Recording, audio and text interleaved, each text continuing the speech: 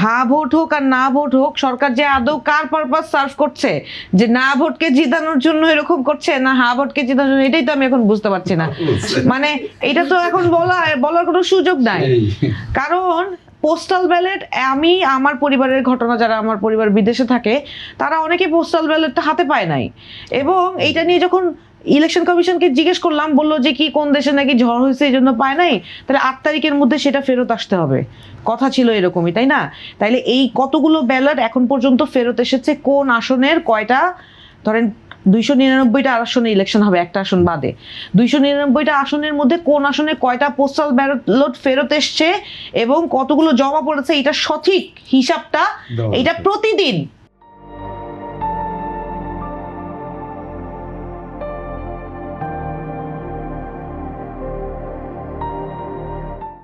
Prince ভাই বলেছেন কথাটা, কিন্তু যে আপনি আজকে 10টা এসেছে, আপনার রিপোর্ট দিতে হবে যে 10টা পোস্টাল ব্যালট আমাদের কাস্টডিতে পেয়েছি, কালকে 10টা এসেছে, এটা হিসাব দেওয়া উচিত ছিল।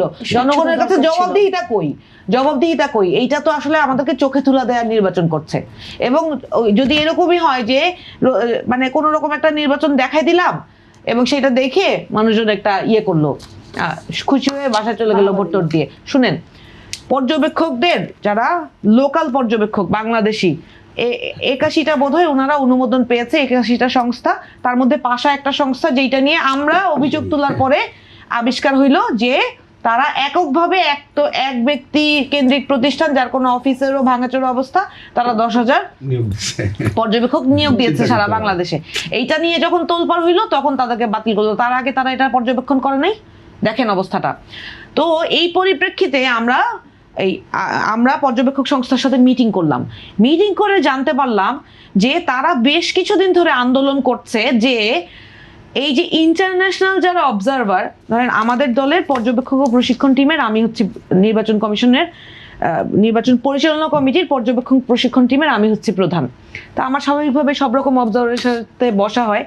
আমি খুব সুন্দর করে সব জায়গায় যেয়ে বলছিলাম যে ইন্টারন্যাশনাল অবজারভাররা ভেরি অ্যাক্টিভ, প্রোঅ্যাক্টিভলি যোগাযোগ করছে, তারা সব জায়গায় যাচ্ছে, কথা বলছে, খোঁজ নিচ্ছে, নির্বাচনটা সুষ্ঠু হওয়ার জন্য তারা বেশ অ্যাক্টিভলি কাজ করছে।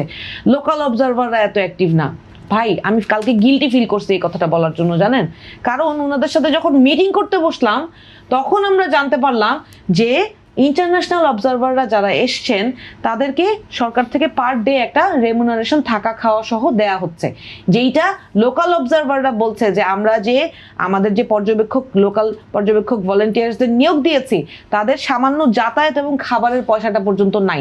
এখন আপনি যদি মনে করেন পর্যবেক্ষকরা যদি কোনো দলের পকেটে ঢুকে যায়, আমি বলছি না তারা নিরপেক্ষ কাজ করছে না বা করা নিয়ে সন্দেহ আছে, কিন্তু ধরেন এই কষ্টের জায়গা থেকে যদি তারা কারো পকেটে ঢুকে যায় তাহলে তাদেরকে আপনি দোষ দিতে পারবেন? তারা তো এই দাবিটা নিয়ে নির্বাচন কমিশনের কাছে গিয়েছিল। তাহলে আপনি লোকাল অবজারভারদেরকে তারা যেই শ্রমটা দিবে এই নির্বাচন আয়োজনের 3 দিনে, ধরেন 1 দিন হোক 2 দিন হোক যেই কয়দিনই হোক, এই যেই ভলেন্টিয়াররা কাজ করবে বিভিন্ন আসনে, তাদের যাতায়াত, তাও আবার কি একটা আসনে কিন্তু আরেকটা আসনের গাড়ি ঢুকতে পারবে না, এই নিয়ম আছে কিন্তু। তাহলে নির্দিষ্ট গাড়িগুলার অন্তত তেলের খরচটা দেন না ভাই। এই বাচ্চাগুলো যারা কাজ করবে বা যারা এই পর্যবেক্ষক টিমে কাজ করবে তাদেরকে আপনি খাওয়ার খরচটা দেন, দুপুরের খাবারটা দেন। এটা কি কোন ধরনের অবিচার, কি ধরনের প্রিপারেশন এইটা? হ্যাঁ, আমি তো বুঝলাম না। এখন আমাদের স্পষ্ট দাবি, এই নির্বাচন কমিশনের এসব খামখেয়ালি আচরণ বন্ধ করতে হবে। আপনি মনে করেন এই যে সকালবেলা কালকে থেকে আমরা শুনছি যে এই যে 400 গজের মধ্যে মোবাইল নিয়ে কেউ ঢুকতে পারবে না, শুধু ওই যে পুলিশ ইনচার্জ আর হচ্ছে ছাড়া ওই যে আনসার বিডিআর এরা যারা দায়িত্বে আছে নির্বাচনের, ওই অ্যাপের দায়িত্বে যারা আছে তারা। এখন একটু আগে নির্বাচন কমিশন সিদ্ধান্ত পরিবর্তন করছে। শুনেন, মিনিটে মিনিটে সিদ্ধান্ত কয়জন সাধারণ, আমি এখানে আপনার সাথে এখানে কথা বলতে এসেছি দেখে আমি আপডেটটা একটু আগে দেখে এসেছি বা এখানে বসে দেখছি, কয়জন মিনিটে মিনিটে এই সিদ্ধান্তটা দেখে। ধরেন কাল পরশু থেকে নাকি যানবাহনও বন্ধ হয়ে যাবে, যারা যারা দলীয় লোকজন আছে তারা সব দলীয় লোকজনকে যার যার আসনে পাঠানোর জন্য বাসের সব টিকিট বুক করে ফেলছে। সাধারণ মানুষ যারা কোনো দলের সাথে সম্পৃক্ত না তারা কি করবে? তারা তো, তাদের কাছে বাসের টিকিট নাই। সেইটার বিষয়ে নির্বাচন কমিশনের কি ভূমিকা আমি জানি না। তাহলে তারা সেই বিষয়ে আপডেট দিচ্ছে না। এখন যেই মানুষটা জানে যে মোবাইল নিয়ে আমি যাইতে পারবো না, আবার 400 গজের বাইরে আমার মোবাইল পাহারা দেওয়ার কেউ নাই, সে হয়তো এই 6টা বাজের আপডেটটা দেখলো না, সে কি করবে?